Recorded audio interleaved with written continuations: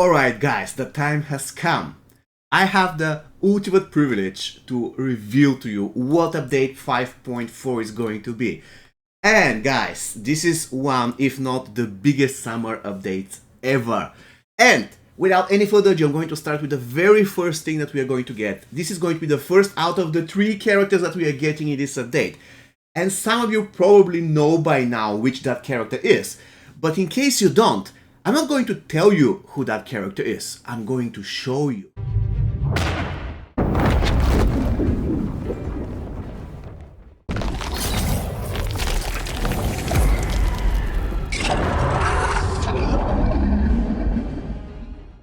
Alright guys, a few words about Spawn. He's going to be a Nomad class. You know, Nomad class is super good, probably the best class in the game because it has all classes, which means that you can use him in every single survival mode season. You can use him in every single crypt season. He's going to add you value. And a few words about the character himself. You're currently seeing him on the screen. Spawn is going to be a character that's accumulating a Necroplasm passive, and at a certain point he can unleash it more or less by counter-attacking the enemy. In a way, he's going to be something similar to Sindel passive, and that's everything I can tell you at this point. Generally speaking, I'm super hyped for Spawn finally have another guest character named Capable. And as I mentioned, we're going to get 3 new characters. So which one is the second? Again, I'm not going to tell you which one he is. I'm going to show you which one he is. A blind swordsman? Is this a joke? No, General. It is deadly serious.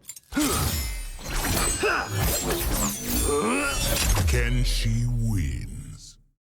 Yes guys, it is true, MK1 Kenshi, which means that we're going to get another MK1 character. That's the 3rd one we got for the past 3 updates. And the beautiful thing here is that, are you ready for this news guys? MK1 Kenshi actually has a synergy with other MK1 characters, which is huge because neither MK1 Shank nor Scorpion had any type of synergy with MK1 characters. So there we go, we finally have an MK1 member of the team that can boost the other MK1 characters. And this leads me to the 3rd and final character that we are going to get, which is a gold one. Probably you're not that excited about him.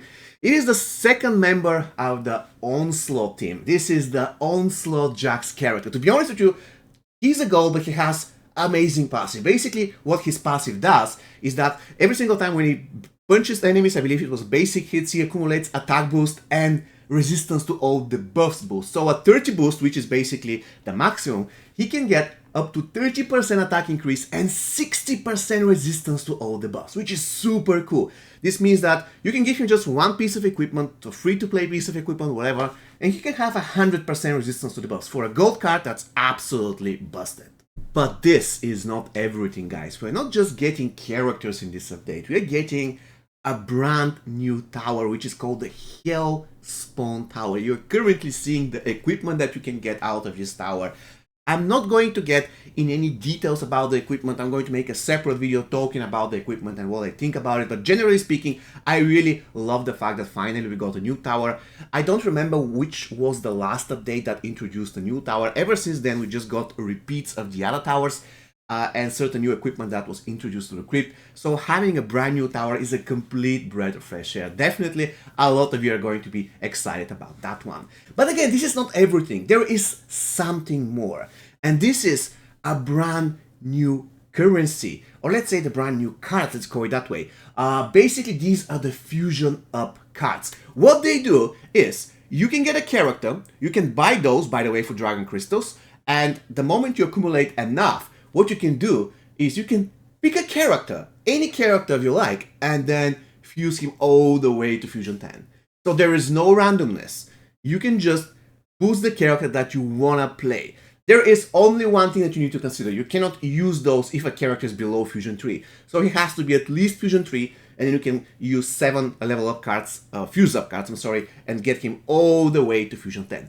This is such a great improvement to the game. You know, every single time when you're using even Dragon Crystals, there is this, let's call it that way, feeling of randomness. You don't know which character you're going to get. There might be a character that you don't want even to have, but you're going to unlock him, right?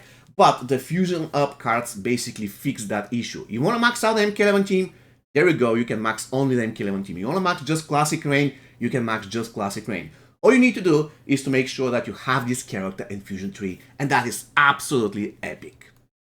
And of course, I missed to mention something super important. The Fusion Up cards don't really work just on characters, but they also work on equipment. For instance, you have to wait years to max out the Weather Warfare. Bam! This is no longer the case. You can just collect some Fuse Up cards, get your Weather Warfare to Fusion 3, and then immediately boost it all the way to Fusion 10. That is super, super cool. But this is not everything, guys. This is not everything when it comes to this update. I told you multiple times, this is one of the very best updates that we ever had in MK Mobile.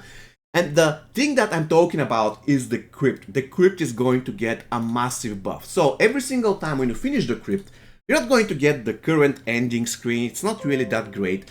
Instead, you're going to get a brand new end screen that you are currently seeing. And what is different here is that your run is going to be evaluated. As you can see, the current run is evaluated as an A. However, the better your run gets evaluated, for instance an S, the more Dragon Crystals you get as a reward. This is super, super cool. There's yet another way to farm Dragon Crystals. And the best part about it is that this Dragon Crystal reward is not capped. So if you do Crypt 100 times and every single time you get 1 Dragon Crystal as a reward, you're going to get 100 Dragon Crystals.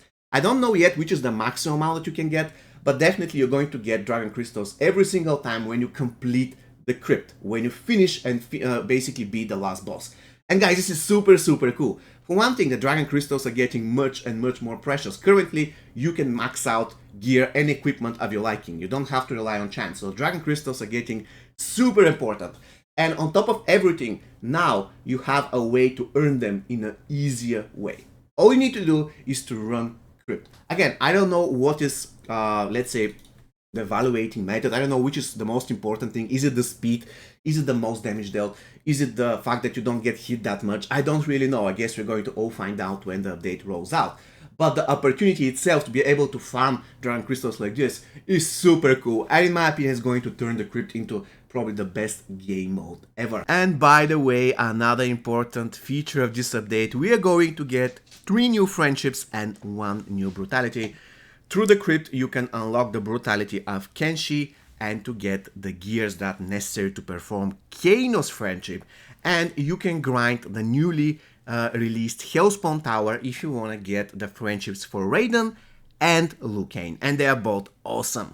And on top of everything, like usual, we're going to get 2 new seasons, which is going to be Balance Kenshi and Heavy Weapons Jax. However, on top of that, what I failed to mention so far is that the Battle Pass is going to be heavily buffed. So the rewards that we're going to get out of it are going to be super, super cool, or at least much better than what we used to have in the past. So 2 new seasons, we have a buffed Battle Pass, and we have a buff to Enabled Kitana. Her special 2 now should be unblockable. Also, the Tanuki bug is fixed, and this is just small part of the bugs that have been fixed. Going to make a separate video talking about that in the future.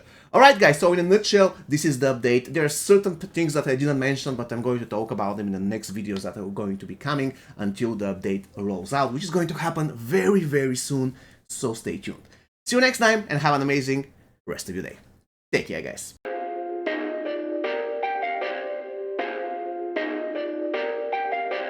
Perfect.